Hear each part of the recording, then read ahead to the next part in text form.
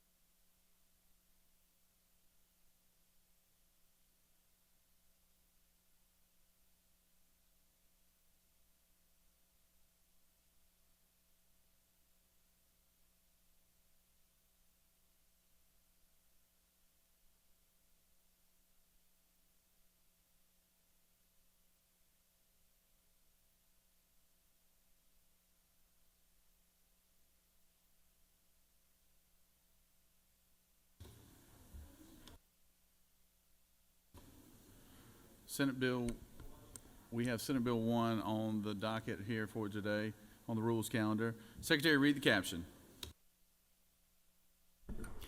Senate Bill 1 by Senator Dolezal the 27th and others, a bill to be entitled an act to amend Title 20 of the Official Code of Georgia annotated related to education so as to provide generally for competitively fair and safe student participation in middle school, high school, and college sports, to promote fair and safe competition, to promote for equal athletic opportunities and safety, to provide for specific designations of teams operated or sponsored by local school systems, public schools participating in private schools, and post-secondary educational institutions in the state, to prohibit males from participating in interscholastic and intercollegiate competitions on teams designated as female, to prohibit females from participating in competition on intercollegiate teams designated as male, subject to exceptions, to provide for related matters, to repeal conflicting laws, and for other purposes.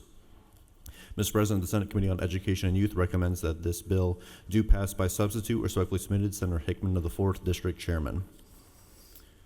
Mr. President, the Senate Committee on Education and Youth offers the following substitute to Senate Bill 1, a bill to be entitled an act to amend Title 20 of the Official Code of Georgia annotated related to education so as to provide generally for competitively fair and safe student participation in school and college sports, to provide for legislative findings and intent, to provide for a short title, to promote fair and safe competition, to provide for equal athletic opportunities and safety, to provide for specific designations of teams operated or sponsored by local school systems, public schools, participating private schools, and post-secondary educational institutions in the state, to prohibit males from participating in interscholastic and intercollegiate competitions on teams designated as female, to prohibit females from participating in competition on intercollegiate teams designated as male, and for other purposes. Mr. President, the minority report to Senate Bill 1 has been attached. That completes the order, Mr. President. Recognize the senator from the 27th to speak to the bill.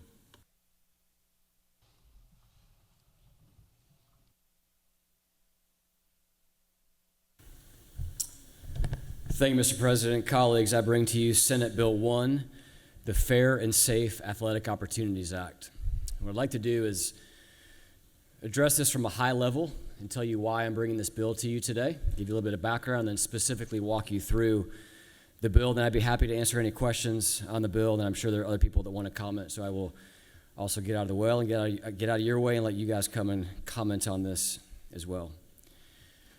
Back in 1972, Congress passed a monumental act that we now kind of think of as being pretty commonplace, but it was monumental at the time. Title IX ended sex discrimination for education programs. At the time, it did nothing for sport. It was not until the Javits Amendment, until 1974, that sports were added, and it clarified and stated in the code that for non-contact sports, that the regulations would allow schools to offer sex-specific athletic teams, but for both sexes. So think volleyball. For contact sports, think football, the schools could offer one team for one sex, but not the other, but they then must provide, quote, equal athletic opportunities for members of both sexes. Title IX fundamentally changed the landscape of female sports. Prior to the passage of Title IX, about 5% of female high school students participated in sport. Today, that number is approaching 40%. So we have seen a significant increase in the amount of females participating in sport. The recognition of female sport is important, because without a boundary around female sport that excludes male advantage, males would dominate every major sporting competition. I'll get to that in just a second. The purpose is to include females by excluding males. That is part and parcel to the mere existence of female sport.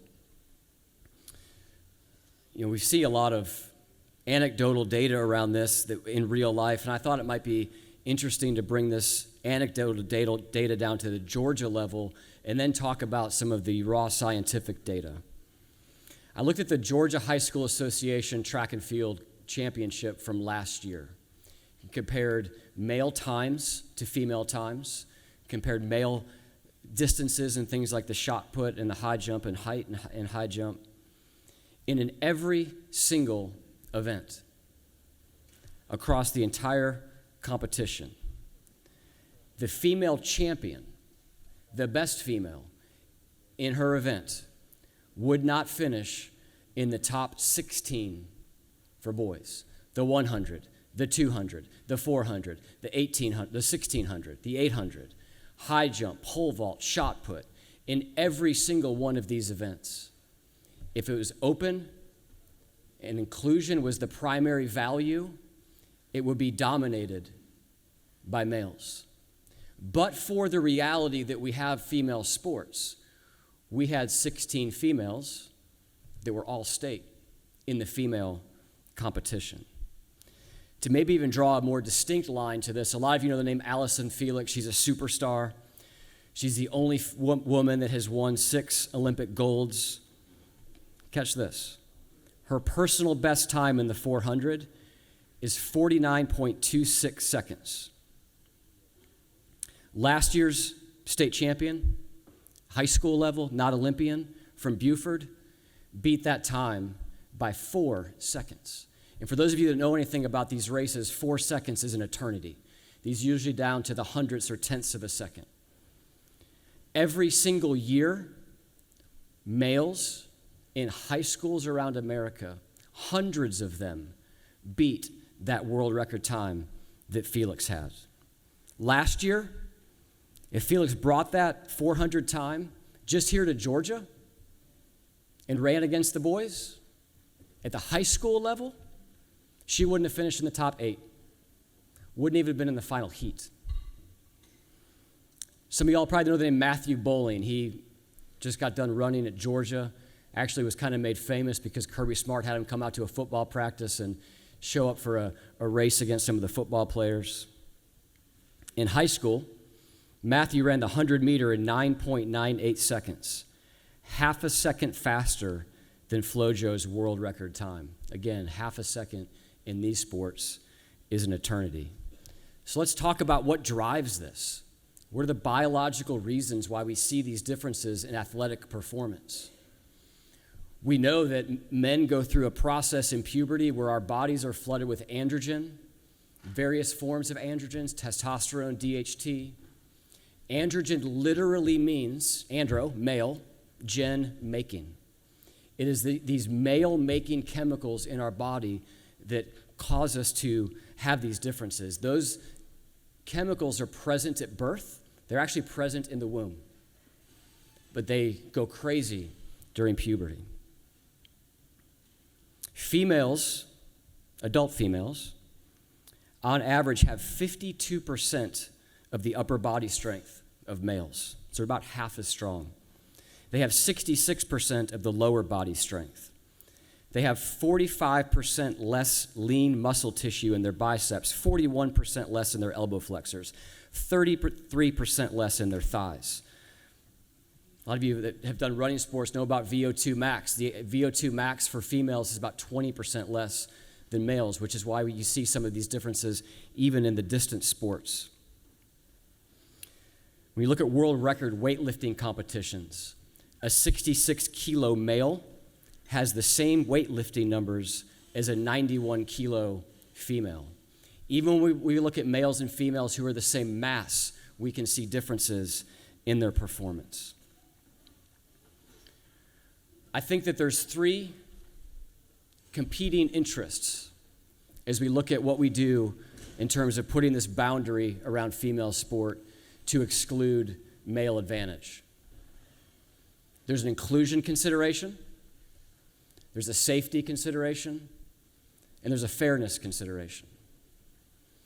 And some of you have already come to this well today and argued that you think that inclusion is the top value. And I think that inclusion is a factor that we should think about. Inclusion is important. But I don't think it's as important as safety. And nor do I think it is important as fairness.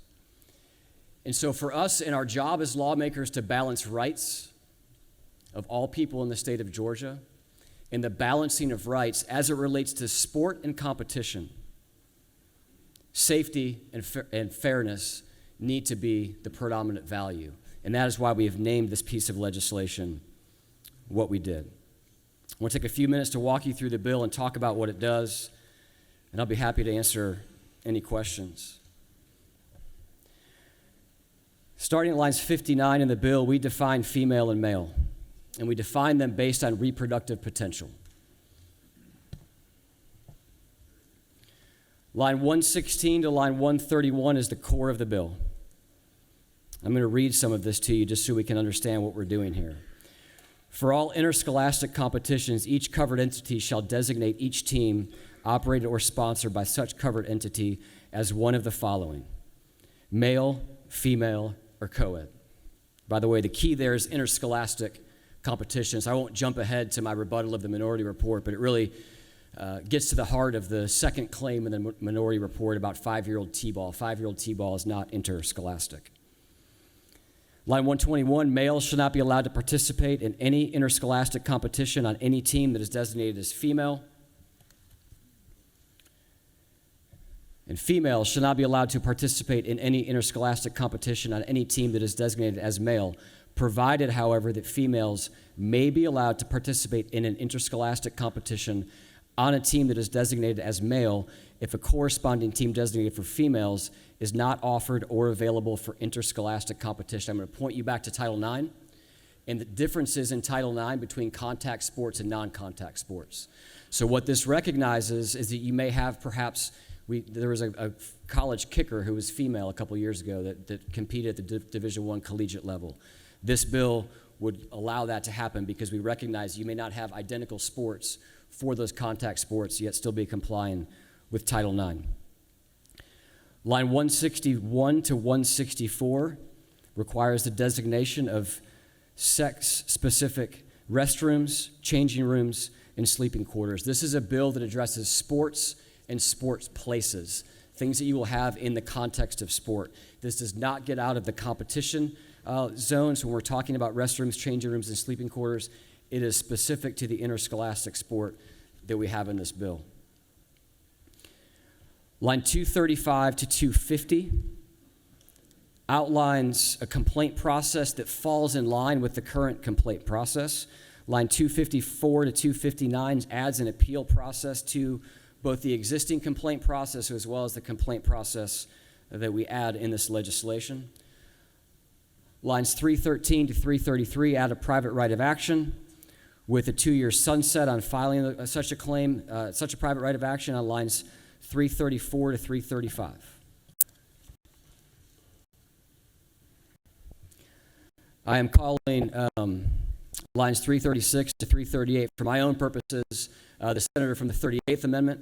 This was something that we added to add clarity in the bill. It was a good amendment and a good addition to that in committee. Thank you, Senator, for that addition. Lines 360 to 364 strikes the current deferral to the athletic associations. And this is where I think it's important to talk about where we are today in the state of Georgia. What do we say as it relates to participation in sport today in the state of Georgia?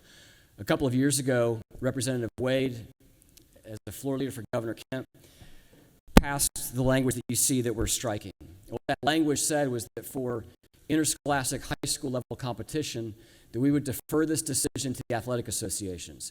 GHSA and the Georgia Independent Athletic Association both passed laws that outlined and are doing the same thing that we're doing, both passed rules that outlined and are doing the same thing that we're doing in code. So as it relates to high schools, what we are doing is pulling the current policy of the athletic associations into state law. So a lot of what you'll hear, we heard this in committee, was a lot of hypothetical talk around, well, now this is going to happen, and now that is going to happen, and a lot of these kind of doom and gloom scenarios. The reality is we're not really changing anything with high schools. And so those things have not been happening since 2022, nor do I believe that they will happen in 2025. Part 3 is the thing that we really are changing. And that's on line 382 and 383, where everything that we just did for interscholastic sport in K through 12, we are doing for institutions for the university system or the TCSG. And the language that follows on throughout that, through the rest of the bill, really mirrors the language that you see in the first section of the bill. Mr. President, I will be happy to answer any questions. I know this is an issue that we all know a lot about already, so I don't think there's necessarily a need for me to belabor the point, but I'd be happy to answer any questions. You do have a couple questions, Senator. Recognize the senator from the second. Thank you, Mr. President. Does the gentleman yield? I do. Senator, I draw your attention to line 62, where you delineate that male means an individual who has had, will have, or but for developmental genetic anomaly or historic accident would have the reproductive system capable of producing human sperm. Senator, is it not true that the trans children that are boys, that identify as boys, that are pumped up on testosterone will now have to compete because their biological birth would have been female, they've transitioned to be a male, so now they have to then compete back in girls' sports by what your definition is in line 62. Is that not true? That is not true. They would not have had the reproductive system capable of producing sperm no matter how much testosterone we pump into their bodies. So then, Senator, do you further yield? I do. Is it then not true that they will compete now in girls' sports? They identify as male, they have facial hair, and they have testosterone, so now they will now compete in the gender of sport that they were born in. Is that not true? That's what that says.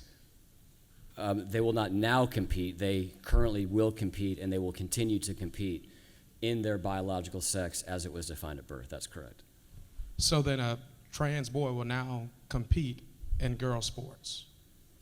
A trans boy, Will now compete. a female. Let's take the trans thing out of it, and let's speak to this in terms of biology, and in terms of female and male. Females will compete in female sport, and males will compete in male sport. I believe there are other bills that currently do address or will address the puberty blockers or even the injection of testosterone. That's not what the core of this bill discusses or contemplates. I think we may see some downstream changes that might even change the reality of the potential for what you're talking about. But this bill is ensuring that we have females in female sport and males in male sport. We also, in the collegiate level, the NCAA yesterday, actually Charlie Baker came out and talked about there is now a clear national standard with the executive order that was signed. The idea of testing for EPO in the case of cycling or even testing for testosterone is not foreign, and so you may continue to see that continue as well. As you know, Senator, the NCAA has really had two separate policies. The first policy that passed in 2010 required at least a year of hormone therapy, and in most cases a reduction of testosterone down to 10 nanomoles, which is about 5 to 6 times the average female level. They have since deferred to the governing bodies, and the governing bodies have different rules currently in place. There now is this shift to a national standard. This recognizes that we have a state standard as well, but we do not take away, as it relates to any sort of doping or hormones that are taken, we do not take away at the collegiate level in this bill the ability for the NCAA to still have regulations around that. Recognize the senator from the 49th for a question. Thank you, Mr. President. Senator, does the senator yield? I do, Senator. Senator, isn't it true that a male is a male and a female is a female? Senator, I certainly would agree with that statement. The bill recognizes that in the lines that the senator from the second and I were just looking at together. And I would say that I would also take your question and maybe extrapolate my answer a little bit to recognize that all that we're doing in this, I think that you're talking about basically, isn't there a biological reality here? And that biological reality as it relates to sport shows us that there is a clear male advantage when it comes to sport. And what we recognize is the need to put this boundary of male advantage around female sport such that that advantage levels the playing field for females, gives them a competition in which they are competing against other females, and does not allow that male advantage to change the nature of the competition. Recognize the senator from the 14th. Thank you, Mr. President. Does the senator yield? I do. So I'm not trying to be redundant, but I do want to sort of pick up at the point that you and the senator from the second left off at. And look, I'm going to say trans boy, you'll say female under the definition of your bill, but that's the person we're talking about. If they compete in a track competition, let's say we're track and field, and I'm a parent and I'm up in the stands and I'm watching from 100 yards away, and what appears to me to be several girls and one very obviously presenting boy run in a race. And if that boy, who I'm calling a trans boy, happens to do well, this bill, does it not, creates a complaint mechanism for that parent who doesn't understand the biology of that kid specifically from a distance to file a complaint with the school district and say, you're brazenly violating SB 1 because you're allowing a boy to compete against these girls. It doesn't allow for those circumstances, Senator. I could see yes. There are scenarios where that could happen. I think that the minority whip this morning talked about a similar scenario. She said, I looked stronger. She said she looked taller. I might disagree, Senator, that you may perhaps didn't look taller. But that you have this scenario in which, yes, somebody from the stands would do that. What we're asking them to do in this bill, or what we state in this bill on line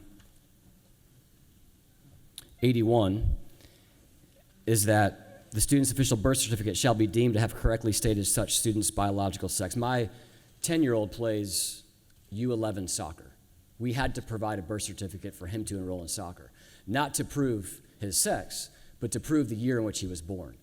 And throughout the course of sport, providing a birth certificate is something that you're used to doing. It's not invasive. It's not time-consuming. It takes 5 seconds to check it, and that would be the way that we would envision this bill largely going about that. May see some different things at the collegiate level, but certainly I think that the interscholastic K-12 level, that's what you would see. And one follow-up question, if that's okay. Thank you, Senator. Let's assume for a second, I get the bill authors, designers have an idea about how this should work, how they want it to work, how you want it to work. If a kid doesn't have a birth certificate, or if a parent is hard charging, if the employee is really nervous, can't you envision a scenario where there's a real demand to have somebody, an adult, maybe even a stranger to this child, do an inspection, or to really force a very personal and embarrassing conflict in order to resolve a complaint like this? Couldn't you imagine those circumstances being somewhat common, especially if you do have a trans athlete, Senator? I actually couldn't imagine it being common. The reason I could not imagine that is due to the senator from the 38th Amendment that I mentioned that we did add into the code. Back in the 50s, at the Olympic level, they used to have these nude parades, which were very violating and embarrassing. Since then, they've gone to things like bar body tests, where you take a scrape of cells from the cheek, and you look for the presence of a bar body. The bar body, if the bar body is present, it's XX. If it's not present, it's XY. You can then do some further testing where you begin to look at the SYR gene on the Y chromosome to help you determine that. Those are things that happen at the really elite level, things that we see at the Olympics. It's what happened with Khalif. If you're familiar with that case from the Olympics last year. It's a lot of what happened with Castor Semenya, if you're familiar with that case from 2012. I don't believe that that's what you're going to see happen at the high school level, because I think what you will see happen at the high school level is a production and a distribution, if it hadn't already happened, of a birth certificate. I hope it doesn't lead to conflict among parents. Thank you, Senator. Yes, sir. Bringing out the senator from the 55th. To the distinguished gentleman in the well, can you give us an understanding of how many trans athletes does this actually impact? And secondly, can you tell us, is there anything in this bill that would protect those trans who may be bullied after we actually pass this legislation? Yeah, I'll answer Thank your you. first part first and your second part second, Senator. Thank you for the question. I'm going to point back to what I talked about a second ago, that in 2022, under Governor Kemp's leadership, we allowed the high school associations to do rulemaking around this topic. And both of the major high school associations in the state of Georgia have done rulemaking such that that participation is not currently allowed in the state of Georgia. So all that we are doing is moving that from a third party and putting that into our code. So currently, under the rules of competition, there should be no females competing in male sport or vice versa. To your second question, I may actually have you stand up and tell me what it was again. But before you do that, let me talk about the collegiate level. So at the collegiate level, I don't know the answer to that question, the firm number. What I do know is that 2.5 years ago at Georgia Tech, there was a now famous incident where we had a number of female athletes that competed against a male. And we heard testimony on this in the Special Committee on the Protection of Women's Sports that The Lieutenant Governor had me chair over the off session. In our first meeting, we actually heard testimony from 5 of those swimmers. In committee last week, we heard testimony from 4 of those swimmers. And what I think is interesting is the number of athletes who were impacted by the inclusion of a single male. We heard testimony from Reka George, and Reka finished 17th. It probably sounds insignificant. She finished 17th. When you dig a level deeper and you realize that when she finishes in the top 16, she's an All-American. And so she's not an All-American in that category today, a category she trained for her entire life, because there was a male who was in the top 16. We heard testimony from a number of other All-American athletes. One girl was a 31-time All-American and finished behind Thomas in that race. That was under the old provision. If you're not familiar with the case, that was under the old rules of the NCAA. So we have an incident here in Georgia where I would say something that was very unfair happened. I can't argue the safety side of that particular case because I don't think it was a safety issue, but there certainly was a fairness issue where who was allowed in the pool. And in that particular day, someone who 3 years prior had swam for the University of Pennsylvania men's swim team, swam for the University of Pennsylvania women's swim team, stood on the podium in a number of events, and was an All-American in a couple events. And I would say that we actually had bipartisan support in committee that was something that would be unfair in terms of the advantage. Can you remind me of what your second question was, Senator? Thank you. So am I correct, though, that that person is now currently excluded from participating? Is that what you're saying? So in 2026, I believe, when the NCAA comes back, would that same situation happen? Not under the current rules. Certainly not under the executive order yesterday that President Trump signed. But here's what we know. The NCAA has changed their rules a couple of different times. They have deferred to the governing body, World Aquatics being the governing body in the instance of swimming. We've seen cycling, swimming, and rugby all do the exact same thing that we're doing in this bill. In fact, World Rugby in 2021, when they put out their rules, they said, quote, "Safety and fairness cannot presently be assured for women competing against trans women in contact rugby." So not all sports have done that. And so what this bill ensures that we have that level playing field, that fair playing field for females in the state of Georgia. As you probably know, Senator, as well, there was an attempt last year by the previous administration to rewrite Title IX such that gender identity was synonymous with gender, and that would have probably opened the door to challenges to bills like this. So I cannot tell you that in 2 years, apart from making these changes, which I believe are necessary, that wouldn't happen. I would also tell you that if you agree that that is the correct posture as it relates to sport, that World Aquatics has done the right thing, that World Rugby has done the right thing, that cycling has done the right thing, that you would actually agree with this bill. I didn't get to your second question, though, if you want to answer. My second question was, what atmosphere is being created here? Is there anything in this bill that would prevent bullying of those persons who may identify as trans? It's a great question. I don't think anybody in this chamber would advocate bullying. It's not the intent of this bill to cause anyone to be bullied. I referenced in committee, I have not heard specific stories since we passed since GHSA and the Independent Athletic Association passed their rulemaking. I've not heard of specific instances of bullying to that. If you would like to look at our current bullying statute and maybe come around something that you think would address it, I'd be happy to take a look at that with you as well, Senator. You have no further questions, Senator. Thank you, Mr. President. I yield the will. Okay, we've got 3 amendments that are on your desk. I'm going to have the secretary go ahead and read all 3 amendments, and then we will continue down the column of people who have requested to speak on behalf of this bill. Secretary? Mr. President, Senator Jones, the 22nd, offers the following amendment to Amendment Number 1 to amend the Senate Committee on Education and Youth Substitute to Senate Bill 1 by inserting after line 131 the following.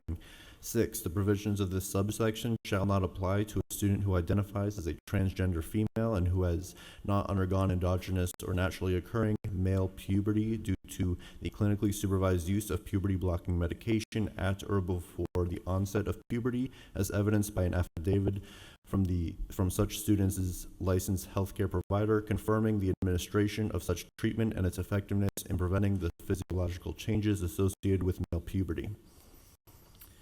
Mr. President, Senator Jackson of the 41st and others offers the following amendment number 2 to amend the Senate Committee on Education and Youth Substitute to Senate Bill 1 by replacing lines 132 through 156 with the following.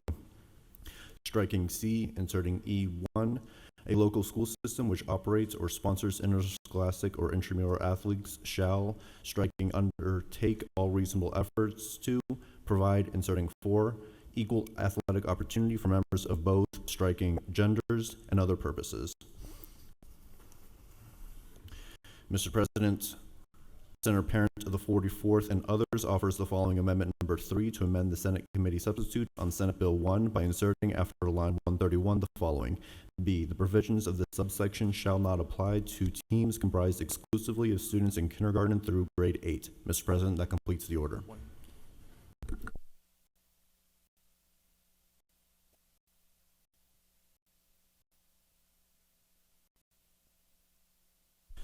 Mr. President, Senator Parent of the 44th offers the following Amendment 3A to amend Amendment number 3 to Senate Bill 1 by striking B on line 3 and inserting 7. Mr. President, that completes the order. Recognize the senator from the 56th. Speak to the measure.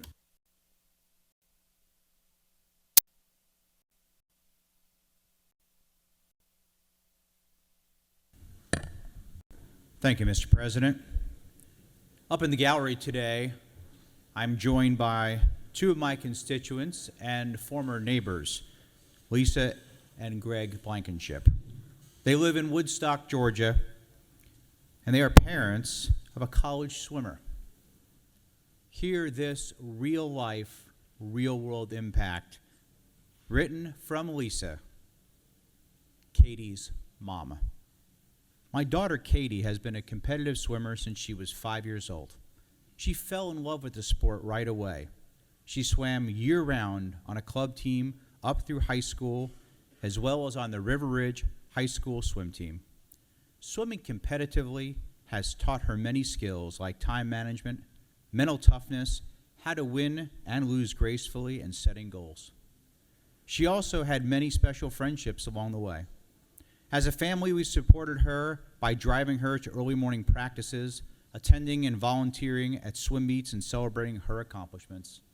She decided to continue swimming in college at Roanoke College, a Division III school. She started her freshman year in 2022 and had a great first-year experience both academically and athletically. Little did we know that her swim experience was about to change. Just prior to the start of the 2023 season, the girls were made aware that a male swimmer who was on the men's team in the 2021 season didn't swim in 2022 as he decided to start to transition. He decided that he had wanted to swim on the girls' team. The girls were obviously not okay with this and voiced their concerns, which fell on deaf ears.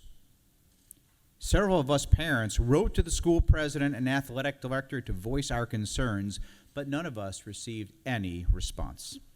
I even called the athletic director, left a message, and he had the swim coach return my call. Every phone call with Katie revolved around this situation where she shared her frustration that despite numerous meetings with the coach and athletic director, nothing was done to address this. Katie and her female teammates were subjected to practicing almost daily with this boy in a woman's swimsuit. Needless to say, a woman's swimsuit is not designed to accommodate male genitalia. To make matters worse, the boy was substantially faster swimmer than the girls. When he swam on the men's team, he had average Division III times.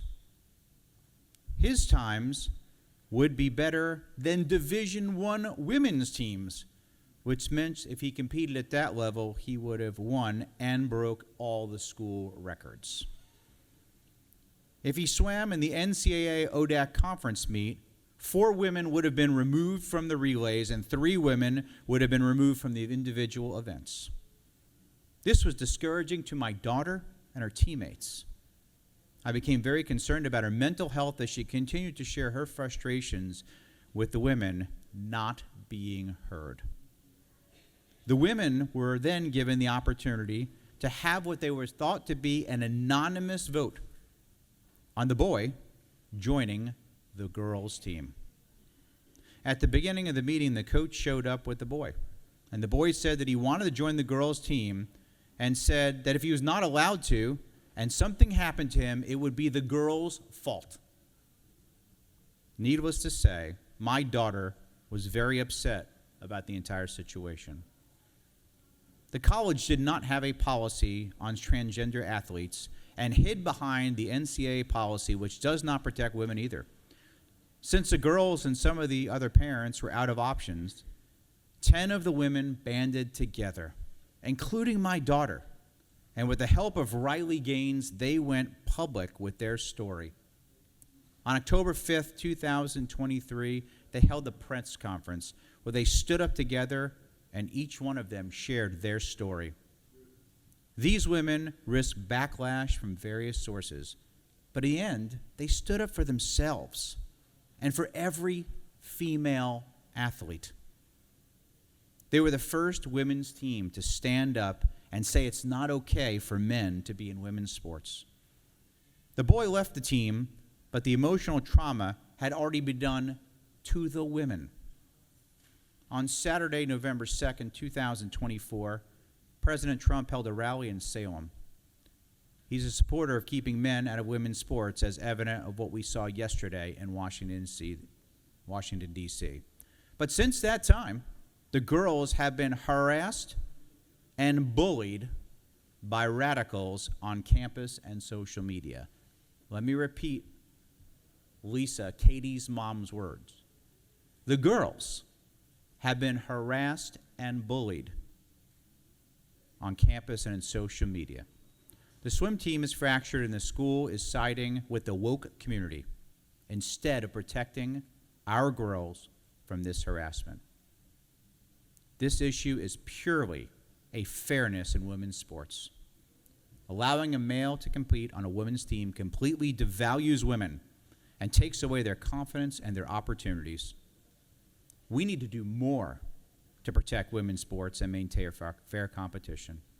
This whole experience has taught both my daughter and me that we need to stand up and speak out. It is sad that our society has lost its way in common sense, and that we need to pursue legislation to protect women's sports. I hope that this testimony will encourage other parents to stand up for our girls. Lisa Blankenship, Katie's mom. Thank you. I yield the well.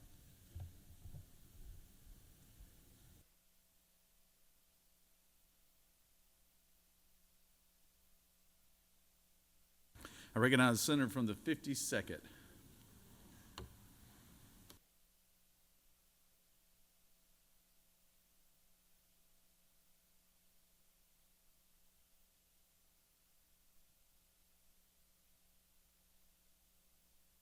Thank you, Mr. President. As you all know, I rarely get up on issues on this, but I did feel like I needed to speak on this. And I want to preface it with saying my daughter was a D1 soccer player here in Georgia. She had teammates, competitors that were gay. I never saw any bullying, never any judging. We're confusing that issue with an issue of fairness, I think. And I want to speak to one of my constituents there, a lady named Nikki Laley. She's in Cartersville. She actually ran for the school board a few years back. And she had a daughter that in 2023 participated with the Adairsville High School Raiders team. And in November of 23, her daughter, with her fellow female Raiders team, got to compete in the Raiders Nationals, which were held in Fort Knox, Kentucky, competing against 250 teams from 38 states. The Adairsville team had an amazing performance. The competitors had to go through a 5K run, an obstacle course, a physical fitness challenge, and cross-country rescue course. Her daughter's team came in second, which was amazing, with 250 teams. Then they call the first place team, and that winning team comes on stage with a biological male competitor. At first they were confused, and then they realized that this biological male was part of the female team. The winning team at National gets a 4-year scholarship. Her daughter then found out that the teammate on the other team simply identified as a female, and as long as they identify as a female, there's no problem being on the female team. I don't know how anybody understands that thinks that's fair. I really don't. Her daughter's team then in the next week got to compete for an all-service Raiders team competition in Georgia. They competed against other all-female teams. This time they won and felt like they had truly earned it. They were able to earn at least one national championship, but her daughter lost the scholarship that day because of a very unfair situation. In passing this bill, we can at least ensure that within the state of Georgia, that will not happen to our great female athletes. Mr. President, I yield to Will. Recognize the senator from 21st.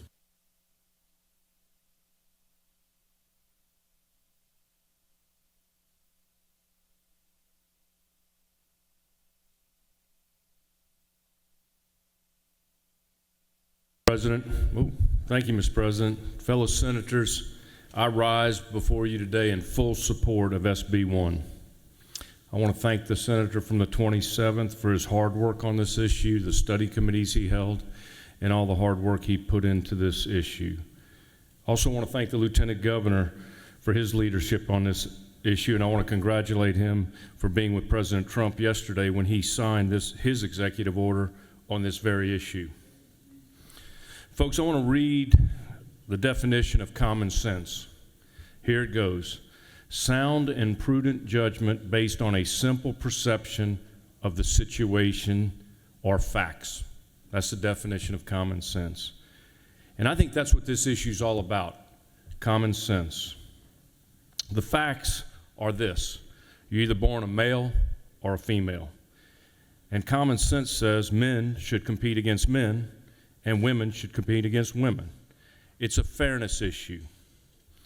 I was a competitive swimmer, and I won against men all the time, but I know I would have had a huge advantage over women. I would have won easily. It wouldn't even have been fair. No, I know it's hard for you guys to imagine me being in a Speedo, but I was a swimmer. So, but anyway, it's just, here's the other thing that I just can't understand. 40 years ago, women fought so hard for Title IX to have the same sports, the same scholarships. Where are these women today? Aren't they here to protect women's sports? Where are they? Why such a deafening silence by these women that fought so hard for women to have Title IX and the same sports and scholarships? They're absent. So let me just say this. To me, this is a simple yes vote. Let's use common sense. And I will close with this. If you have a daughter, I don't know how you could not vote yes for this bill and protect and ensure the safety and fairness for your own daughter. Use common sense and vote yes. Mr. President, I yield the will. Recognize the senator from the 13th.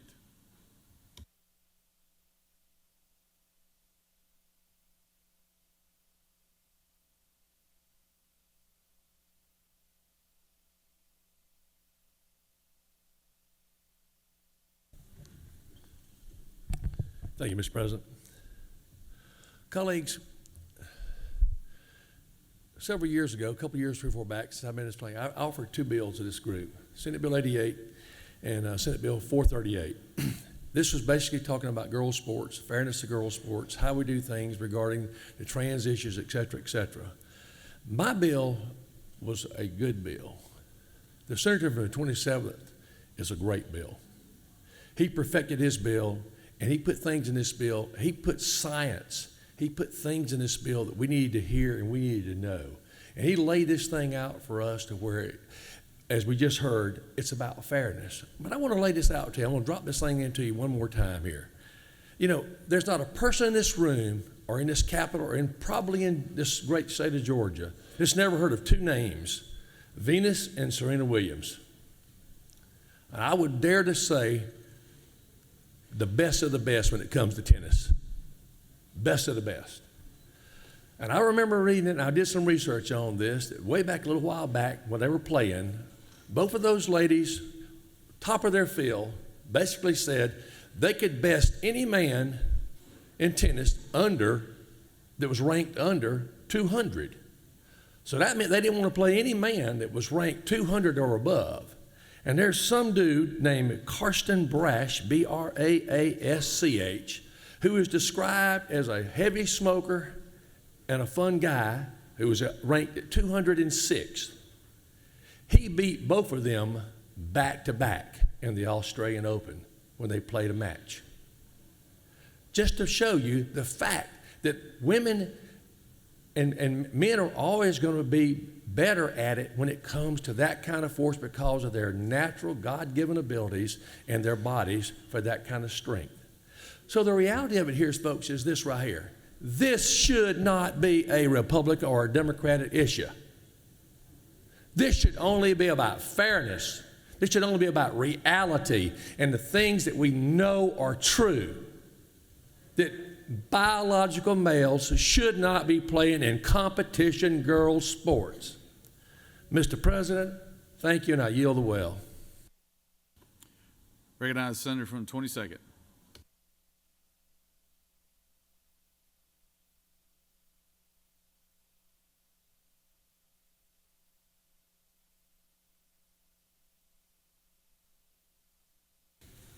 Thank you, Mr. President. I rise to talk about the amendment that I've actually presented and signed by the colleagues, which is actually designed to actually try to bring us within the rubric of the law to some extent. And a lot of the things we're talking about, we talked about the fact that safety is not an issue, but it's a competition issue. And this particular amendment addresses that, the way the law addresses that, and it becomes important if we don't want to just automatically know that this bill is going to be overturned by the court. One of the speakers had actually said that let's forget about trans, take that away. Don't put trans in front of them. But the problem with that is the courts, we are lawmakers, so we're supposed to actually do law, right? The courts everywhere, they say no. When you put trans in, that is a medical and actually legal terminology that matters. And what they look at is that actually has significant meaning.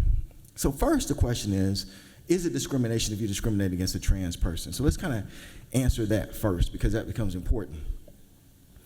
A bill that discriminates against transgender is a bill that discriminates on the basis of sex. That's not me saying that. That's the Supreme Court of the United States saying that in Bostwick versus Clayton County, Georgia case, just not too long ago. Discrimination based on transgender status is discrimination based on sex. That's not me saying that. That is Lane versus Houston County, the 11th Circuit Court of Appeals. So you have discrimination based on sex when you have transgender, because transgender is actually recognized as an actual term of art that matters. So you can't just take out trans. And that's what this particular amendment tries to address. Then the question becomes, if it is discrimination, when can the state actually discriminate? And the courts say when they can discriminate is when it serves an important government interest. And the courts have held that fairness in competition and protecting women's sports and safety is an important interest to be protected. So there's agreement there. But it is still subject to Title IX and 14th Amendment scrutiny. And how the court started ruling on that. The 11th Circuit has not directly addressed this issue yet, but it is interesting to note that federal courts throughout this country have stated that where you have a trans girl who is actually transitioned, it is discrimination because to bar them from playing sports, because, on a girls' team, because the level of competition, the issue of competition, no longer exists. That is in a Fourth Circuit case and also a case out of Arizona, all federal court cases, all citing federal law. That's the law of the land. The law as it exists right now is that transgender is an actual legal thing. You just can't remove that. That is not coming from, understand, when I say that you can't just remove that, that's not coming from some wild court in California. That's Supreme Court. When we start talking about that transgender youth, transgender girls who have actually now transitioned from a medical standpoint and a social standpoint, and that is important, and that's what this amendment addresses, they do not pose a greater competition threat. That's not me saying that. That's the Fourth Circuit saying that. And even if you look at where the 11th Circuit is heading, they're going to follow the same role. So these are not some crazy liberal judges in California. This is a circuit out of Arizona that said this. A circuit in the Fourth Circuit, which encompasses West Virginia, said this. These are conservative judges, all following what was given them the roadmap by the United States Supreme Court. So what this does is says, when a trans girl has actually transitioned, you can't just remove the terminology.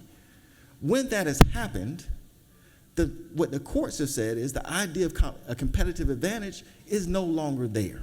And so if this bill is truly about trying to actually deal with this issue in a real way and not about hate, then this amendment will be approved, because this actually serves the purpose. And it might actually show you or allow you to actually pass some type of muster, constitutional challenge, and Title IX challenge.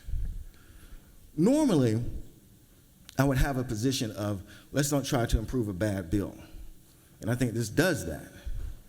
But in this situation, we're talking about children. So we want to try to make sure that we try to improve it as much as we can, because we are talking about children in the final analysis. So if this will allow some children to be able to play, then we want to pass this amendment. Because at the end of the day, that's exactly what we're doing here. We're using children as political foils. And we're making these transgender girls into some kind of superheroes, or maybe supervillains that are just going to go out and dominate sports. And based on what? Instead of assuming transgender girls will win everything and want to just participate to win all the trophies, did it ever occur to you that maybe they just want to participate because they like to play? Why did we make these transgender girls, these super girls, that are just going to dominate everything? Why might not they just be the old Lord kid? What's the old Lord kid? The old Lord kid is where, when you were growing up and you were playing sports, and somebody would put somebody into the game, and the parents would be like, oh, Lord, why you do that? And it happens on pro sports, it happens on college sports, it happens in youth sports. Oh, Lord, why they put that kid? Oh, my God, we about to lose now. Maybe instead of just making them into these super villains, maybe they're just the old Lord kids, that they just want to play. They just want to participate. Have you ever thought about that? That their parents just want to go to the game and root them on, even if they're the old Lord kid? They ever thought about it from that standpoint? And the fact of the matter is that this idea that these girls are automatically, or boys are automatically these superior to girls, is really very dangerous talk, quite frankly. And so now I also want to conclude on two thoughts. And this is more so some of the people who maybe are on the fence about the issue globally, especially with this kind of amendment. This paternalistic talk that boys are just naturally better than girls isn't right. Not from a moral level, it's just wrong. The fact of the matter is, if Amanda Nunes, who's an MMA fighter, or Clarissa Seals, who's a boxer, came in here, they'd wipe the floor with every man in here and still have time to go eat lunch. The fact of the matter is, we're going to have a god-doggone girls flag football team come in here, and they could take all of the men in here and put them out on that field, and all y'all would quit after the first quarter. So this idea becomes very dangerous, that it's just natural that boys are just better than girls. On some levels, it may be correct, but it's individual basis on many levels. But it's dangerous talk. And people shouldn't be buying into that as some kind of shield to actually persecute these children. And then secondly, I'll say this. Anybody who thinks they're buying time because of this hate-filled bus that's now driving because you're going to throw trans girls onto that bus, that you're buying time that bus ain't going to come get you, I got another thing to tell you. When something's based on hate, no one's safe. With that, I yield the well.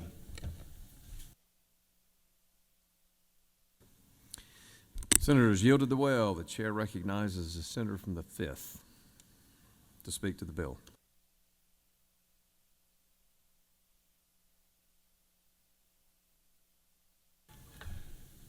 Thank you, Mr. President. SB1 target a non-existent problem and further marginalize an already vulnerable group. Instead of introducing legislation to help struggling farmers, improve public education, or ensure Georgia's children to have access to health care, we are today voting on a discriminatory bill. Some of my colleagues claims that this bill will protect girls. But from what? From whom? This bill, they argue, will make sports more fair, but fair for whom? Fair for some, but not for all? What is perceived harm in being exclusive and treating all Georgia children with dignity? This chamber claims to be advocate for mental health, except it seems when it comes to be a mental well-being of transgender children. This bill neither thoughtful nor considerate in its attempt to create equal opportunities for girls in sports. Instead, it fuels divisive and hateful rhetoric targeting transgender children. I urge my colleagues to reject this harmful bill and stand on the right side of the history. I yield the well, Mr. President. Thank you. Thank you, Senator. The senator has yielded the well. The chair recognizes the senator from the 14th.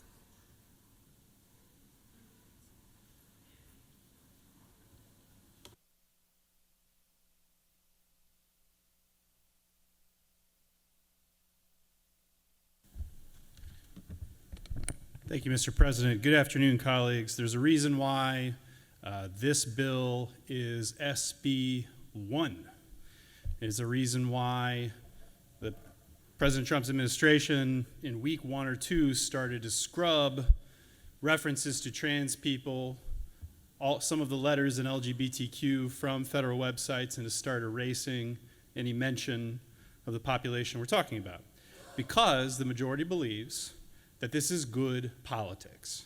It is good politics for the majority to cast trans people as an other, to give the public the sense that trans people are invading public life, that they are everywhere, that this is an imminent threat, that we need to do something about it.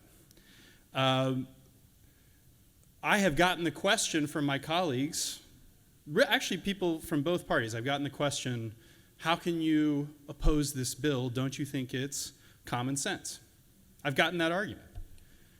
What I'm going to invite you to do today, hopefully in a way that's not laborious, not nearly as laborious as my morning presentations, is to invite you to think about how this bill functions in a landscape of arguments and culture surrounding trans people. And I will pick a couple of the tidbits we heard this afternoon already to try to make that case. We have heard statements today from the well that there's male and there's female and it's just that simple, that that's common sense. We have heard from the well in response to a question about parent confusion. If there is a trans boy who's competing against girls, won't parents see that, get confused, and demand some answers? And by the way, I don't think that your average aggressive parent at a youth sports league is going to be satisfied by an official saying, don't worry, I've seen their birth certificate. These are social conflicts that go beyond facts. How many of you have faith in your nearest and dearest voters to tell you the exact correct version of the facts, or when you tell them the facts, for them to say, you know what, you're right. I'm sorry, I didn't know the facts.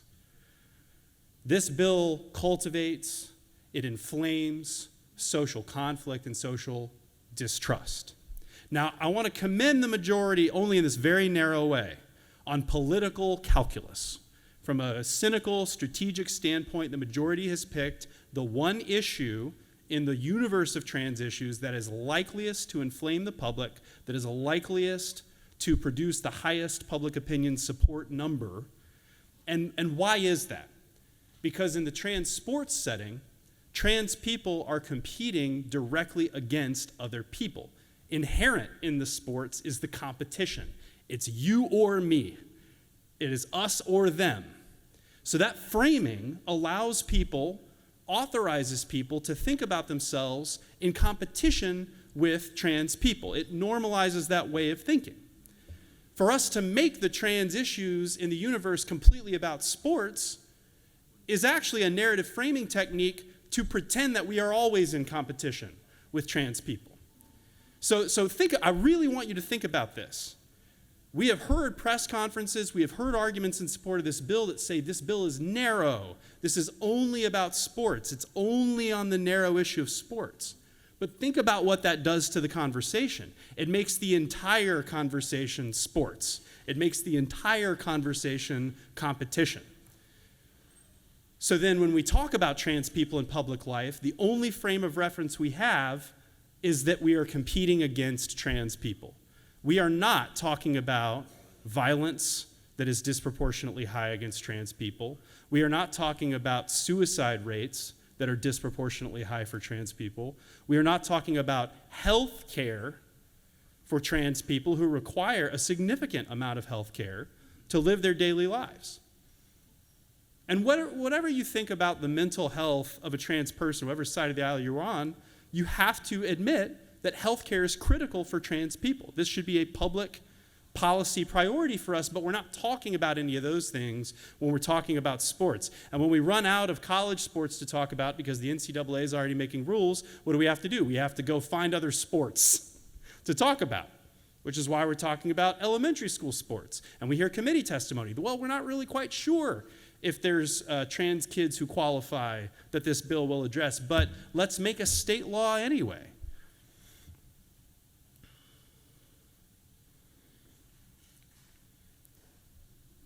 What I'm most disturbed by in the conversation today is the suggestion that if parents are confused by the optics of what they see on the field after this bill passes, that the solution to that confusion is that we have another bill to ban that child's health care.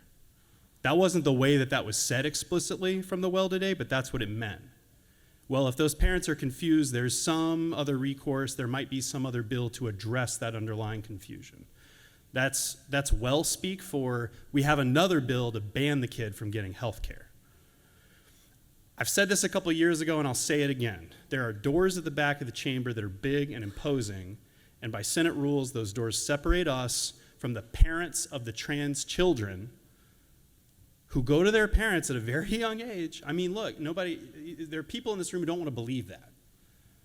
But if you've had a child come to you and say, I don't feel safe or at home in my own body, I want to be a girl or I feel like a girl, and that happens for weeks and months and years on end, at some point, what do you love more? The child or the ideology? Those parents in the hallway made the decision to love the child more and to deal with the reality that their child is just not going to be what they thought they were going to be. Those kids need health care. So maybe you'll win the sports issue. I mean, you might. You might win the sports issue, public opinion, in this chamber, across the hall, with the governor. But don't win the sports issue coming up and saying male is male and female is female. Don't win the sports issue by going to the websites of federal agencies that are doing anti-discrimination work and keeping people alive and erase people from existence. I'm voting no on the sports bill today because regardless of what you might have to say about fairness or safety, I know where this bill comes from. This bill comes from exclusionary politics that have a natural endpoint, and that natural endpoint is the erasure of trans people. One of your colleagues is not in the room today because she has trans children. And this is a difficult conversation, and I can understand why. Maybe that's the point. maybe at the end of the day, what we're really looking for, and when I say we, it's the majority, is silence on this issue. Not be seen, not be heard, not be felt. Some trans people get that message, take matters in their own hands, and take their own lives. When society says, we don't want to see you or hear you, that is what they are driven to do. So, again, any bill, any vote is always what's in front of you. This is a bill about sports. But we wouldn't be doing our jobs, all of us in this chamber for Georgians, if we didn't see, hear, and value the lives of every single person who we represent. In that spirit, I ask you to vote no. Thank you, Mr. President. Senators yielded the well. The chair recognizes the senator from the 50th to speak to the bill.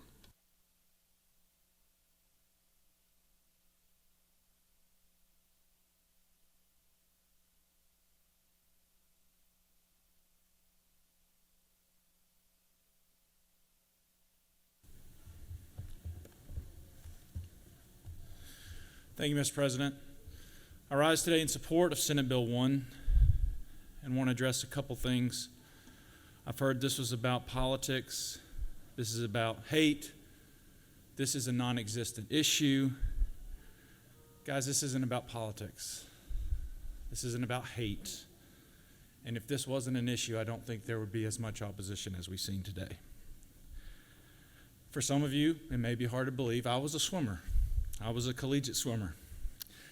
And swimming is a very unique sport in that you train for hours and hours and hours, day in and day out, for a very short race. And the time difference between first place and last place in a swim meet is less than a second. We're talking tenths of a second. Every advantage, competitive advantage you can get makes a difference. If you've watched Olympics or you've watched swimming, people wear swim caps because hair has drag, and swim caps make you go faster. The material of your suit can make a difference. And what happened 2.5 years ago at Georgia Tech with Leah Thomas, no one in this chamber can say there wasn't a competitive advantage. And unfortunately, Georgia Tech was at the will of the NCAA, and there was nothing they could do. The NCAA has to yield to the governing body, which is why this law is important, because if it comes back to Georgia Tech, they will have the authority to say, you know what, guys, this isn't fair. We're not going to let this happen. Beyond me being a swimmer, I'm also a former swimmer. I am a father of 4 daughters, and my daughters compete in gymnastics. And most people know, if you've watched gymnastics, that male and female gymnasts have to compete in different events. And these events are designed for their individual physique. Most gymnasts can't even do many of the skills the other sex performs. That's how genuinely different we are. Divinely created to be different. Did you know that little girls who participate in sports are much more likely to be successful? The longer they play, the higher their success rate is in business. Failing to acknowledge the difference between genders is simply to the detriment of little girls and will hinder them in more ways than just boxing them out of gold medals and victories. Deterring girls from sports because they cannot win would have a lasting effect on their ability to continue to shatter the glass ceiling. With that, Mr. President, I yield the will.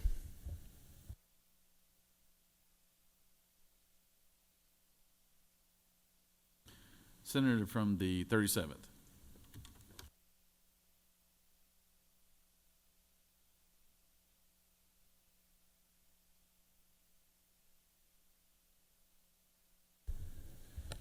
Thank you, Mr. President. Ladies and gentlemen of the Senate,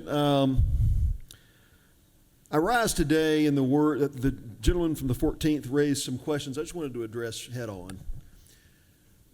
As we talk to Georgians that are listening to this debate, I just want to say there is no political advantage to doing this. There's no political gain by acting on this issue. There's no electoral advantage. There's no fun that anybody in this chamber gains in taking on these hard issues. But the issue that's been raised by the senator from the 50th, the powerful impact that sports have in the lives of young women has been felt by my family and by many others. You know, the fact that there's 9 times as many young women competing in varsity sports at the high school level than there were in 1972 when Title IX was passed has had a major impact on the lives of young women. And the question I ask today before we address a couple things raised by the senator from the 14th is, does any senator in this chamber dispute that there is an unfair biological physical advantage to people born as biological males in the competition of sports? There's been a lot of discussion around issues and the messages that we're sending and these issues of erasing people metaphorically from our culture. But does anyone here in this chamber dispute there's not an unfair biological advantage? I think everybody listening to this today recognizes there is, and that's why our governing bodies around the world, not just in Georgia, governing bodies that stand no political gain from this because they're not political organizations, but simply govern sport fairly, have overwhelmingly acted in a way that's consistent with Senate Bill 1. So if you're a Georgian watching the debate today, set aside these innuendos and these subtexts about the politics of meaning and what all this means. This is about a very basic thing. The young women who dedicate themselves to sport are bettered and molded by it should be able to compete in a fair environment. Anyone who's listening today who yourself is in the category that's referred to as trans, whatever the term is that you would use to, if you've gone through this process of transitioning from one gender to another, if you're listening to this debate, there's no attack by anybody in this chamber on you. As the discussions happen in our committee, you're cared for by members, you're cared for and valued by our state, and nothing we do to protect the value of women's sports should be misinterpreted or twisted or bent by the words of those in the minority party to suggest otherwise. We're simply trying to provide a fair shot for young women in sports. This bill inflames social conflicts, as the senator from the 14th says. This only happens to the extent it's brought on by the minority party. This wasn't brought on by those who are protecting girls' sports. It's brought on by those who try to impose biological males with a clear physical advantage into girls' sports and then blindly suggest there's no problem. That's what inflames this. That's what's unfair. The majority did not call for this fight. The majority did not ask to do this bill. If we had simply been operating in a way that recognized the clear biological differences, that respects people who've gone through the process of living a trans lifestyle or making biological transition, if we left them alone to their peaceful enjoyment of life without trying to impose biological males in sport, we would not be having this debate. This debate was brought by those that would impose this issue on a culture that had come so far over the generations in advancing women in girls' sports. So it's disappointing to me to hear these sidebar issues. No one is being devalued in this debate. What we're doing in this debate is we're valuing young women in the impact that sports has on them. Let's not call it anything else.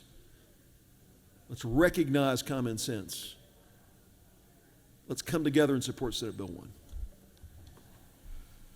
Thank you, Senator. Does any other senator wish to speak before we move on to the minority report? All right, we're going to take up we're going to allow, I know the senator from the 22nd has already spoken on his amendment, and now Senator from the 41st, would you like to speak on your amendment? The floor is yours.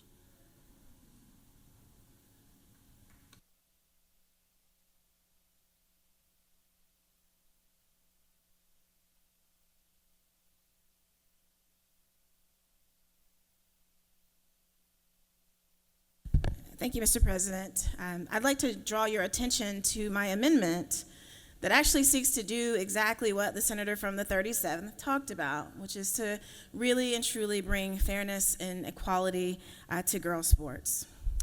Yeah.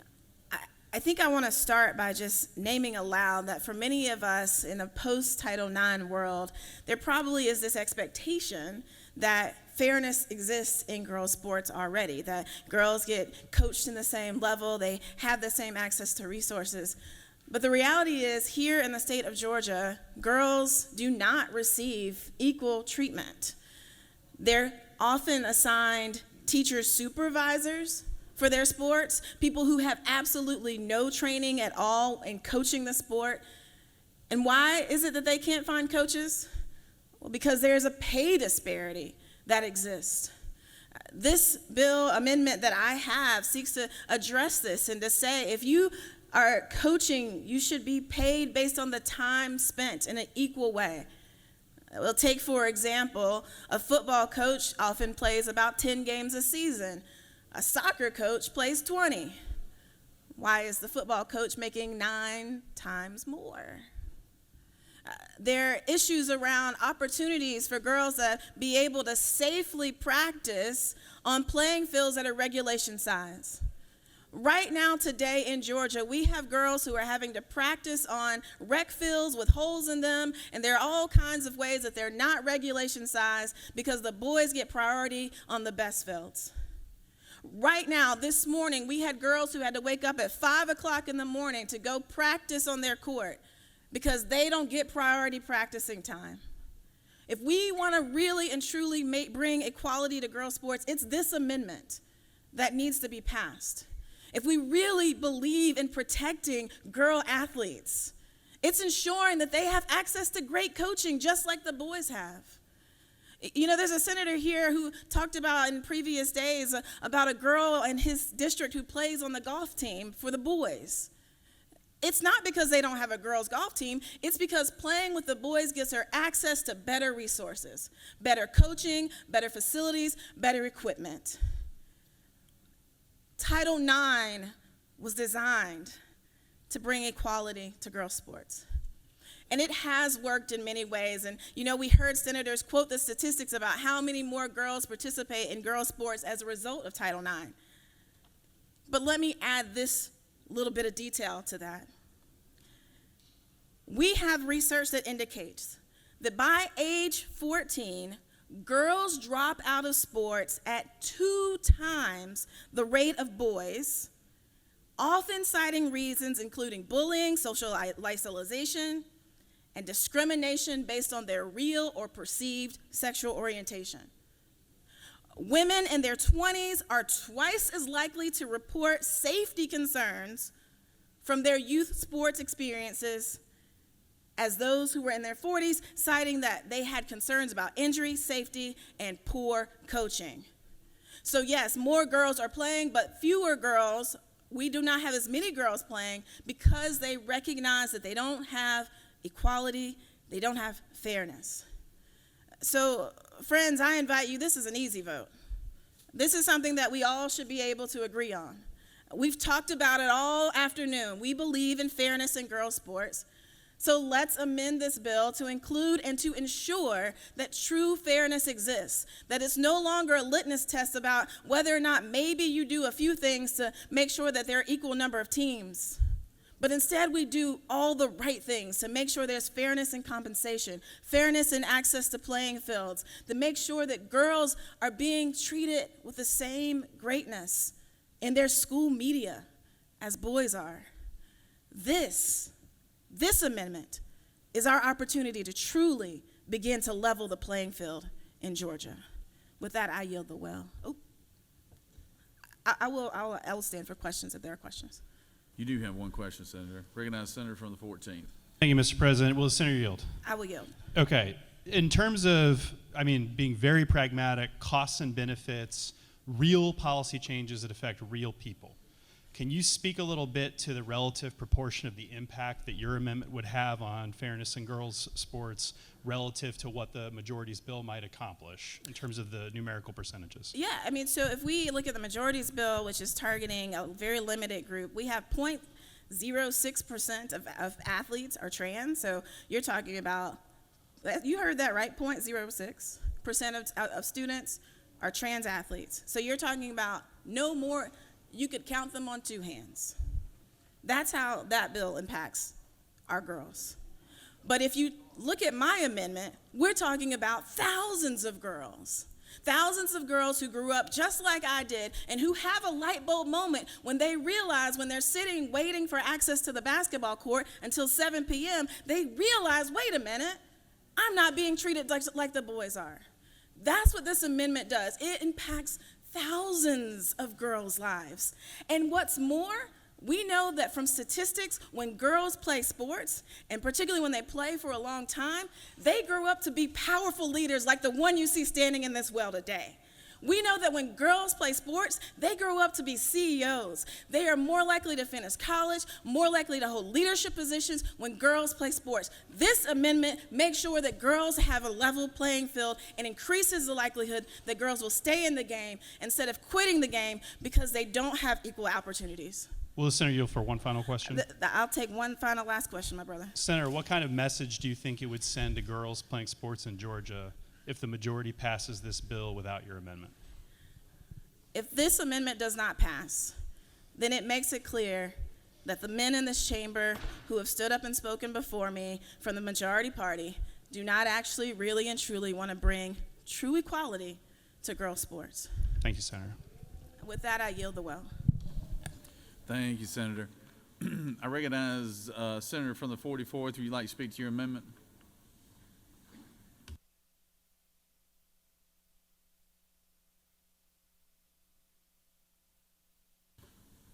Senator from the 44th will be speaking to Amendment 3 and 3A.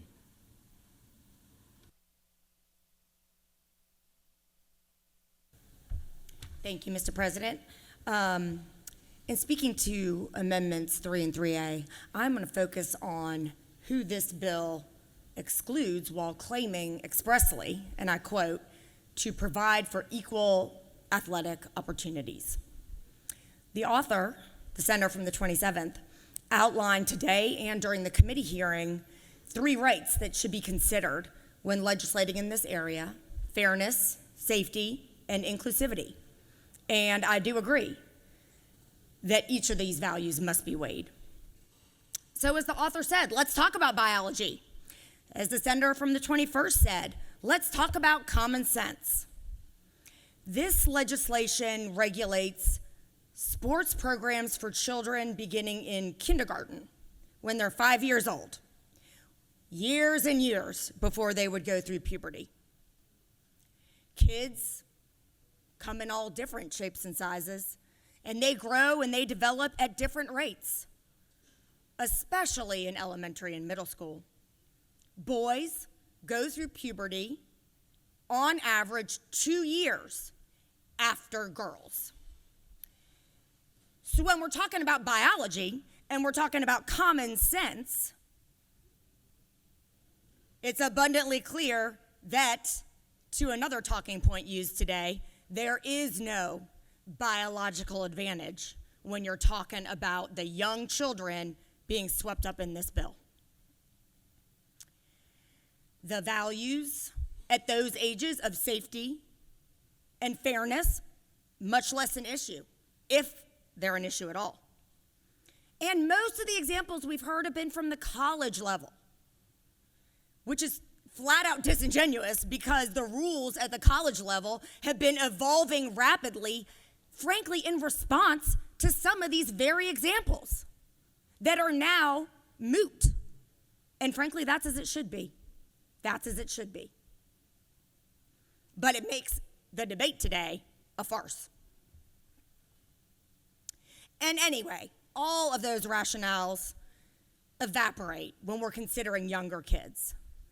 By including elementary and middle school children in the bill, we're creating a situation where some kids won't be excluded just because of the words on the page, but also because they'll be uncomfortable, they'll be shamed, they might be bullied. Sports are such a cultural experience interwoven throughout our communities, the American experience throughout our childhoods. I learned so many important lessons and had so many triumphs and learned to deal with so many disappointments, becoming a more resilient person, ready to take on the world and give it my all, right? I learned a lot of those things in sports. And this bill takes that away from small kids, young children, not competitive athletes, not elite athletes, at ages where there is no college scholarship or national or state championship on the line. And worse, it gives license to parents, kids, probably some activists, to bully your child by accusing them of being other, of not looking right, and it lets them tell them they don't belong.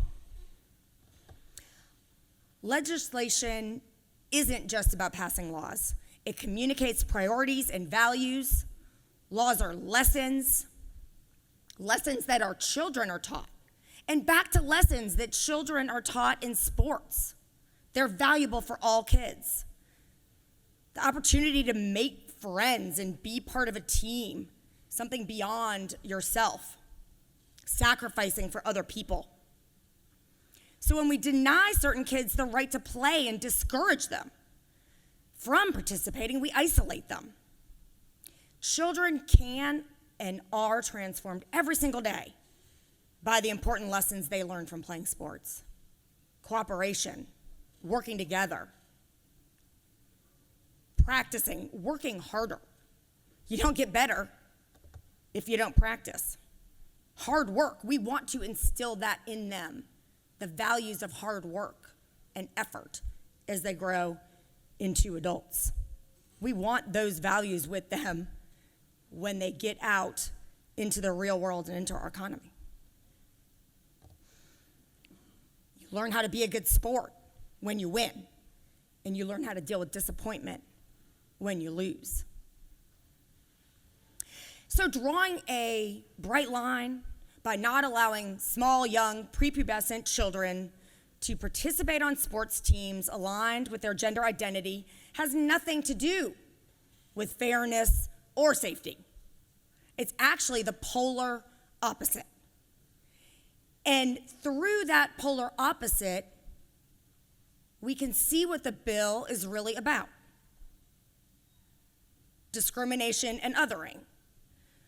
Trying to stamp out transgender identity and reverse the overall cultural moves towards inclusion and acceptance. But if you adopt Amendments 1 and 3, it will ensure that this bill is as narrowly tailored as possible to address true fairness and safety considerations in sport. And if you are authentic about caring about fairness and safety in girls' sports, you will also pass Amendment 2. And then if that happens, Senator from the 37th, if that happens, maybe then the minority party would actually start to believe some of your talking points on this legislation. Thank you, Mr. President. I yield the will. Thank you, Senator. Does any other senator wish to speak for or against the measure before we get to the minority report? All right. So we're in the posture of we'll have the minority report, let the author close debate, then we'll take up the amendment. So recognize the senator from 38 for the minority report.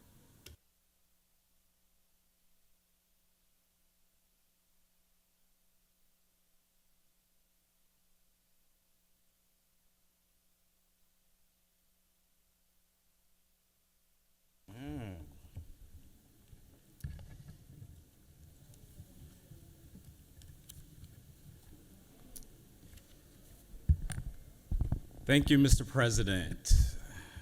Colleagues, guests in the gallery, Today I stand before you as a father who cares for his children, a father of a strong young man and a beautiful little daughter with limitless potential.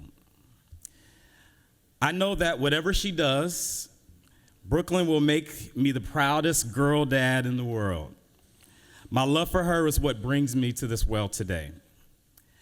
As her father, it is my duty to speak up for her and the countless other little girls who will be hurt by this bill. Some of my colleagues on the other side of the aisle say that this bill is necessary to ensure the fairness of girls' sports. But I say that all this bill does is unjustly and unnecessarily harms some of our most vulnerable kids. For one moment, I want all of us in this chamber and all of you in the gallery and watching online to think. What does it mean when the official code of the state of Georgia says that the state has the right to discriminate against you based upon your gender identity? Imagine if someone told you that they have the right to discriminate against you simply because of who you are. Is this what we were taught growing up? Because I learned growing up that God calls on us to treat others as equals. Does he not say in Acts that he is Lord of all? Does he not command us to love thy neighbor? I believe God truly favors none, but loves all. He is the God of love, and if you truly feel that way, that he is the ultimate judge, then let him be the judge. It is not our place to do what only God can do. It is our place to do what we can do to make this state a better place for our children, which this bill does not do. Instead, this bill opens the door to a new kind of issue. While we may ban transgender girls from competing in girls' sports, you are also now forcing girls to conform to your definition of femininity, or risk being dragged through the legal nightmare of this bill. Because, from what I read, it allows people to sue if they believe an individual may be a trans girl. To illustrate this, I want to play out a scenario for you. We just all saw in the news that the Atlanta Dream is getting a new star player. Brittany Griner of the NBA is coming here to Atlanta. She is 6'9". If she walked in this chamber right now, she would be taller than every single one of you, including myself. Based on her height, based on the sound of her voice, someone could very well mistakenly misidentify her and other players on her team as being a trans woman. If she played on a college team here in Georgia under SB1, and her team beat another team, and someone believes Brittany had a competitive advantage due to her height, she would be sued, or even though Brittany is a biologically cisgender woman and a darn good basketball player. Mind you, this can happen to any elementary student, middle schooler, high schooler, or collegiate athlete in this state if this bill becomes law. As a girl dad, I don't ever want my daughter or your daughters to go through that. The thought of my daughter being misidentified and her identity questioned all because she beat another girl in a competition infuriates me. I don't ever want anyone to go through that. We are now deputizing parents across this state to challenge other teams or sue districts or other families. This is something we should not want any of our children or other families to go through. My question is, how is this fair? How is it fair to tell all girls that they must conform to what this body believes is female.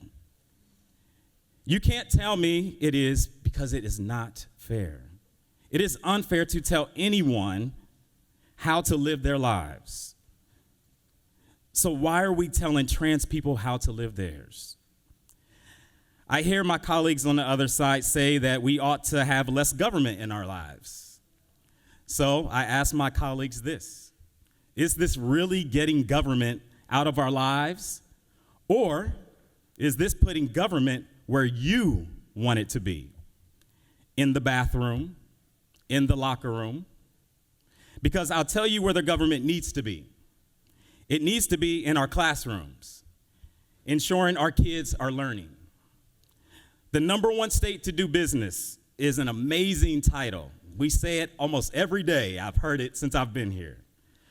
But when you're 32nd in the country for educational attainment, you should probably work on that instead of making it your #1 priority to go after the most vulnerable children in our state.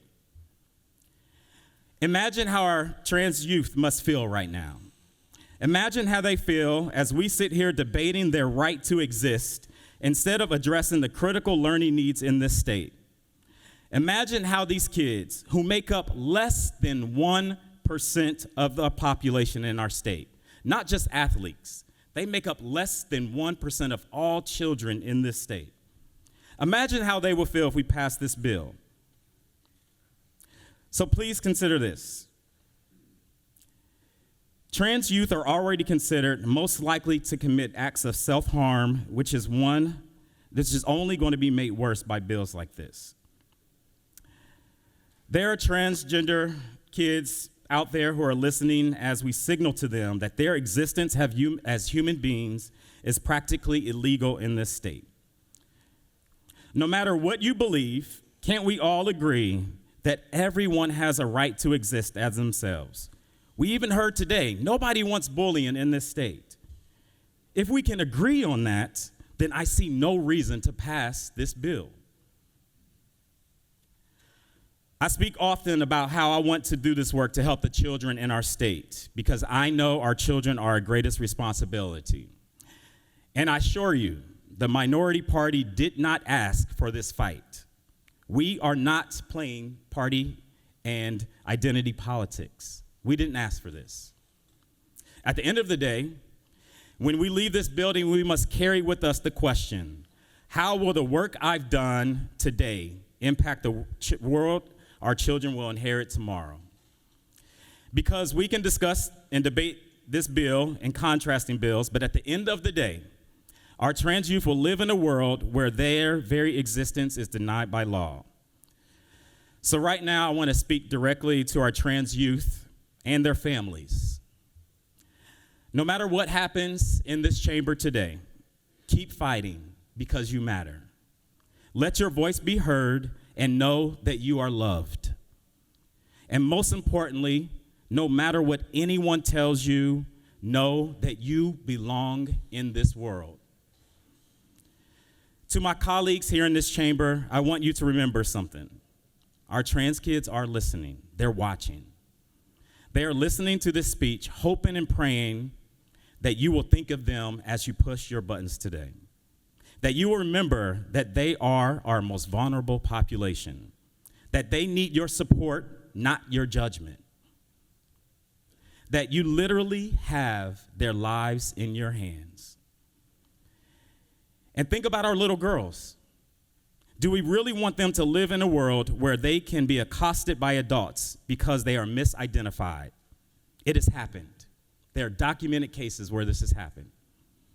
So colleagues, there is so much work to be done over the next 27 days to improve the lives of our fellow Georgians and to move Georgia forward.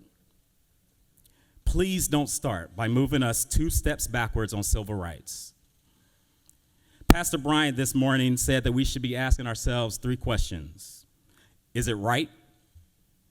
Is it best? And is this truly what I want? As a father, I urge my colleagues to vote no on Senate Bill 1. And as a senator, Mr. President, I yield the will. Thank you, Senator. Senator from the 27th, would you like to close debate?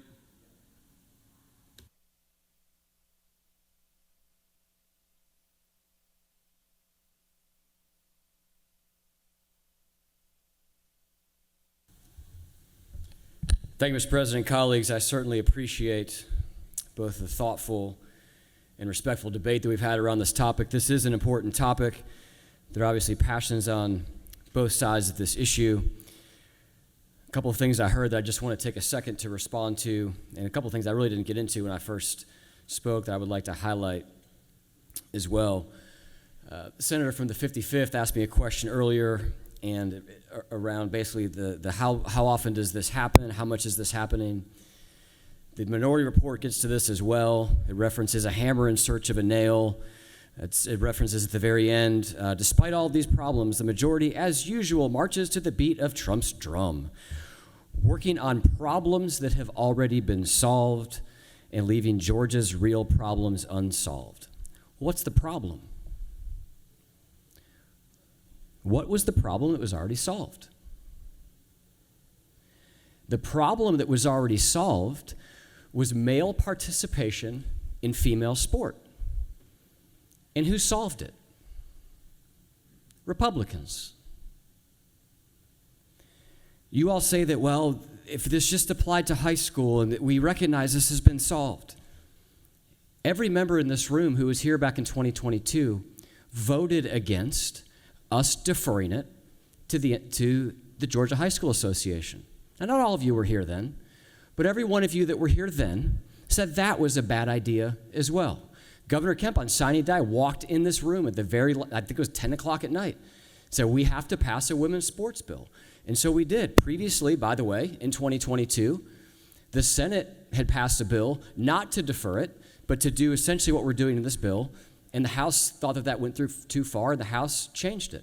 Last year, the Senate passed a bill that dealt with this issue again, and the House did not take it up. So we are here today, but I find it really, really interesting that your own minority report references a problem to be solved. And you actually talk about the fact that it's been solved. Now, you don't say that it's been solved by us, but we know factually that that's exactly what happened. Well, what is the problem? The problem is you cannot have a female category for sport that allows male advantage. It ceases to be female sport. But what we have seen over the past few years across the scope of sport, whether it's high school, collegiate, or professional or Olympic sport, according to a UN study that came out incidentally when we had our committee last year, the 600 athletes have lost a total of 890 medals across 400 competitions in 29 different sports. And by lost, I mean female athletes who lost that medal to a male. One of my friends earlier said, well, I keep hearing about swimming. How about we just make this about swimming? And it is funny, swimming has been talked about a lot today, I think because the Georgia Tech incident illuminates that, and we happen to have, believe it or not, 2 collegiate swimmers in this chamber, former collegiate swimmers. But the reality is, according to the UN report, this has happened in 29 different sports. So we certainly have the ability to look around, to see what is happening, and to say that we believe that female sport needs to be protected from male advantage. What I didn't talk a lot about earlier was the safety piece. That's the last thing that I want to talk about. I said this in committee. When I get asked, well, how often is this happening in Georgia, I first of all point to the fact that for high schools it is currently not allowed in the state of Georgia. So it's a little bit of an odd question. In other words, you're asking how often is somebody breaking the GHSA rule? Well, hopefully not at all. That's a rule that was put in place just a couple of years ago, 3 years ago. But I also talk about the fact that there is a safety component here. And in our neighboring state, just a couple of years ago, Peyton McNabb in high school was competing against a male who spiked a volleyball into her face, knocked her unconscious. She suffered a brain bleed, and to this day has brain damage from that incident. Well, one might say, well, isn't that an inherent risk? And could McNabb have suffered the same fate from a female spike? And while that is possible, here is why I don't think that is probable. Think about a Major League Baseball player who trains to hit a 90-mile-an-hour pitch versus a 60-mile-an-hour pitch. All of the muscle memory is different. And what we know is that males spike a volleyball 50% faster than females. We know that. That's the same difference between a 60-mile-an-hour fastball and a 90-mile-an-hour fastball. I might have a fighting chance to hit at 60. I've got no chance to hit at 90. It's a fundamentally different reality. So McNabb stepped onto the court against someone who had that significant male advantage after having trained for I'm not sure exactly how long as a blocker or a defensive position player at defending 50-mile-an-hour spikes, and a 75-mile-an-hour spike, and I'm rounding off those numbers, is what delivered that blow to her head. And so there is a safety reality here that we have to think about that emerges as early as high school, and the competitive advantage, actually we know from the work of Greg Brown at the University of Kentucky, is evident in middle school, and is actually evident in the under 9-year-old category in track and field. So this male advantage piece, while it does become, and this is speaking to the amendment, while it does become more pronounced through adolescence, it is not exclusive to adolescence. So, Mr. President, I would like to put into settled Georgia law that we respect Title IX in female sport, that we recognize the great work that has been done through that in terms of accelerating and rapidly increasing female participation in sport. And I would like the Senate to continue its work that we started a number of years ago. And I hope that after we pass this bill in just a few minutes, that our House colleagues will join us in doing the same. With that, I yield the well. The senators yielded, and the debate is closed. We're now in the posture of taking up the amendments, and we'll just go in order. So amendment number 1, authored by the senator from the 22nd. Does anyone object to the amendment number 1? We do have objection. All those in favor of the amendment will vote yea. All opposed, nay. Secretary, unlock the machine.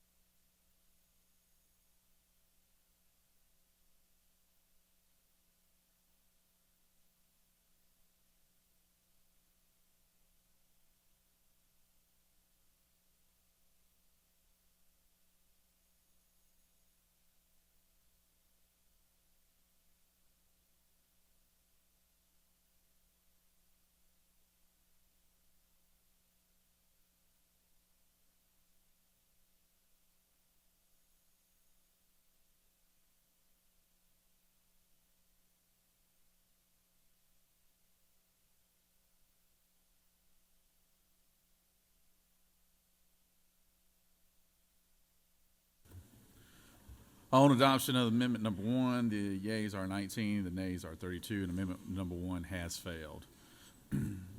On amendment number 2, authored by the senator from the 41st, is there objection to amendment number 2? We have objection. All those in favor of the amendment will vote yea. All opposed, nay. Secretary, unlock the machine.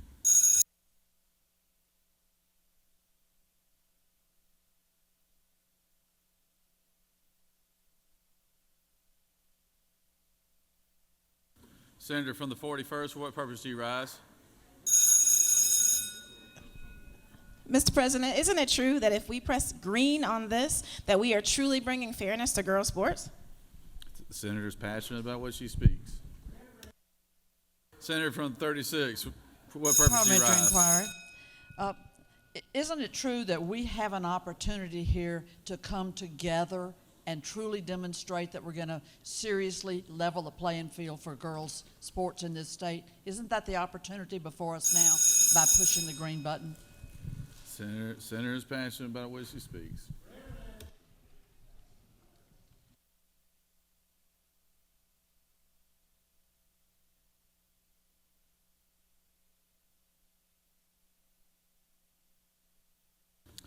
On the adoption of Amendment 2, the yeas are 18, the nays are 34, and Amendment 2 has failed.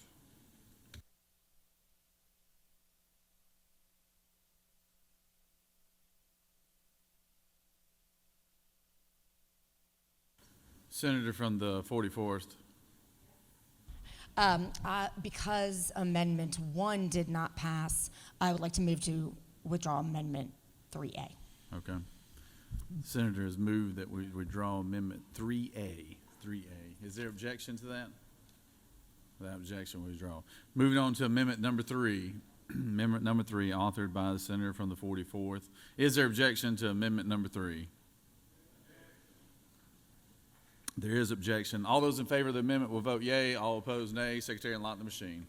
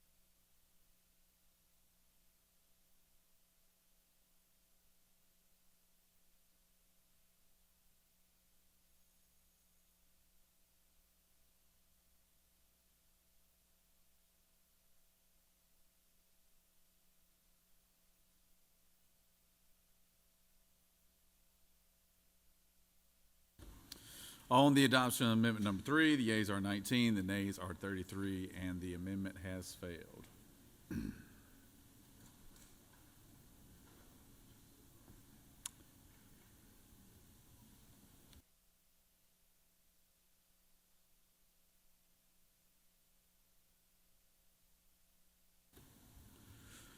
The question is on the adoption of the committee substitute. Is there objection to the adoption of the committee substitute? Hearing none, the committee substitute is adopted. Is there objection to agreeing to the report of the committee which is favorable to the passage of the bill? Chair hears none. Report of the committee is agreed to. Is there objection to the main question being ordered? Chair hears none. The main question is ordered. The question is on the passage of the bill by substitute. All those in favor will vote yea. All opposed, nay. Secretary, unlock the machine.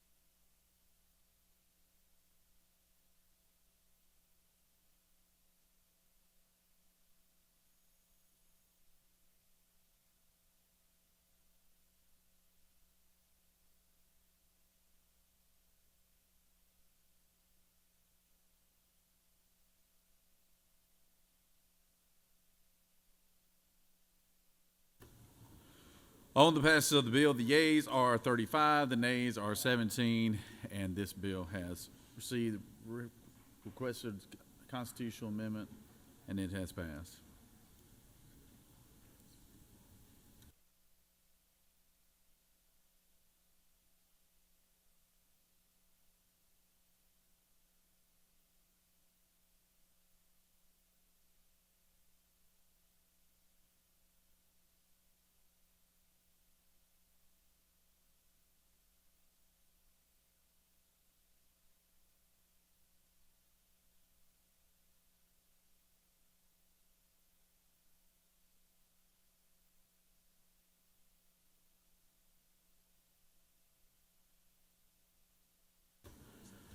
Congratulations, Senator, from the 27th. You worked very hard on that bill. Congratulations, good job. Recognize the Senator from the Majority Leader, Senator from the 51st.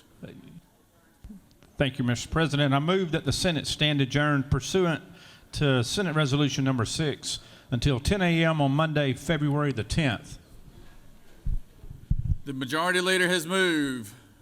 Secretary, read the announcements. Mr. President, the Rules Committee will meet upon adjournment in room 450 in the Capitol. The Education and Youth Committee meeting has been canceled. The Judiciary Committee will meet upon the adjournment of the Senate Rules Committee in room 307 in the CLOB. At 3:30 p.m., the Regulated Industries and Utilities Committee will meet in room 450 in the Capitol. At 4:30, the Insurance and Labor Committee will meet in room 125 in the Capitol. That completes the order, Mr. President. Recognize the senator from the 20th for announcement.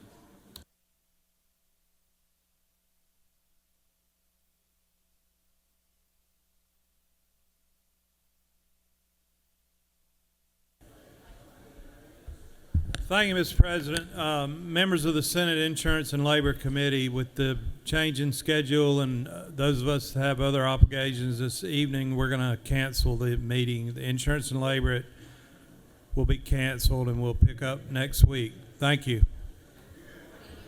All right, thank you, Senator. The chairman has canceled his Insurance and Labor Committee meeting. So recognize the senator from the 19th, the Appropriations Chair.